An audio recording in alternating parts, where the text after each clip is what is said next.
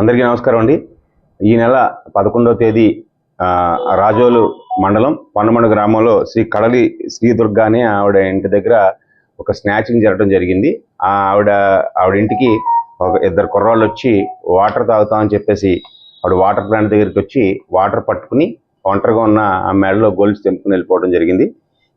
ఇటువంటి నేరాలు ఇటీవల కాలంలో జరుగుతుందో ఎస్పీ గారు మన డాక్టర్ బిఆర్ అంబేద్కర్ కోనసీమ జిల్లా సూపరింటెండెంట్ ఆఫ్ పోలీస్ అయినటువంటి శ్రీ రాహుల్ మీనా ఐపీఎస్ గారు సీరియస్గా తీసుకుని దీన్ని ఇన్వెస్టిగేషన్ తరువుగా చేయాలని చెప్పి ఉత్తర్వులు ఇవ్వడంతో అడిషనల్ ఎస్పీ ప్రసాద్ గారు అలాగే మన కొత్తపేట డివైఎస్పీ శ్రీ మురళీమోహన్ గారు ఆధ్వర్యంలో సీసీ ఫుటేజ్ అంతా తరువుగా వెరిఫై చేసి దర్యాప్తు చేస్తున్నటువంటి క్రమంలో అమలాపురం క్రైమ్ సిఐగా పనిచేస్తున్నటువంటి గజేంద్ర గారు, అక్కడ ఉన్నటువంటి పరదేశీ ఎస్ఐ గారు, అతని టీం అందరికీ కూడా ఇన్ఫర్మేషన్ వచ్చింది. ఏంటంటే యూపీ నుంచి ఒక టీం వచ్చి అమలాపురంలో కొంతమంది స్టే చేస్తూ ఉన్నారు.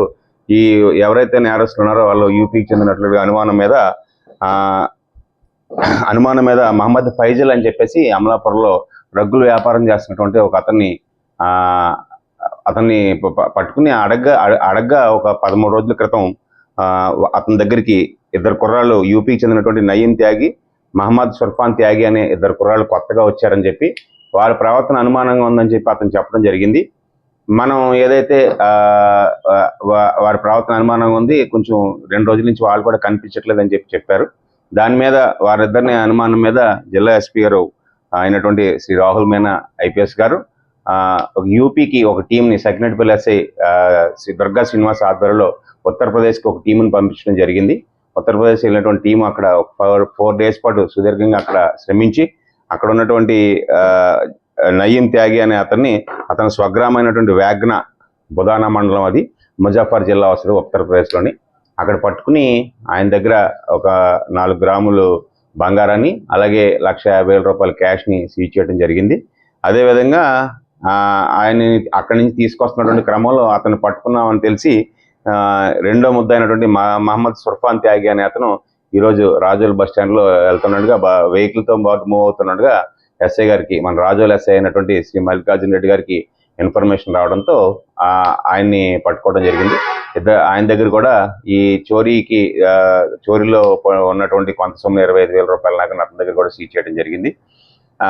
అందరికీ ఎవరైతే ఉన్నారో ఆ ఇద్దరు ముద్దాయిలు నయీం త్యాగి అలాగే మహమ్మద్ సుర్ఫాన్ త్యాగి అనే వాళ్ళిద్దరిని కూడా రిమాండ్కి పంపిస్తా ఉన్నాం. ప్రజలందరికీ విజ్ఞప్తి ఏంటంటే ఈ దూరభారాల నుంచి అంటే అదర్ స్టేట్ల నుంచి చాలా మంది కుర్రాళ్ళు ఇక్కడికి పని నిమిత్తం వస్తూ ఉన్నారు. అంటే కొంతమంది ఏమైనా రగ్గుల వ్యాపారాన్ని, అదేవిధంగా వింటర్లో రగ్గుల వ్యాపారం అని చెప్పేసి ఈ సమ్మర్లో ఈ చలివేంద్రాలు వీటిని నడపడానికి, అదేవిధంగా మనకి ఇక్కడ ఉన్నటువంటి టైల్స్ పనికి కానీ అలాగే సీలింగ్ పనులకు ఇలాగ కన్స్ట్రక్షన్ ఫీల్డ్స్లో ఎక్కువ మంది పనిచేస్తూ ఉన్నారు. అదర్ రాష్ట్రాల నుంచి వచ్చినటువంటి వర్కర్స్ అంతా.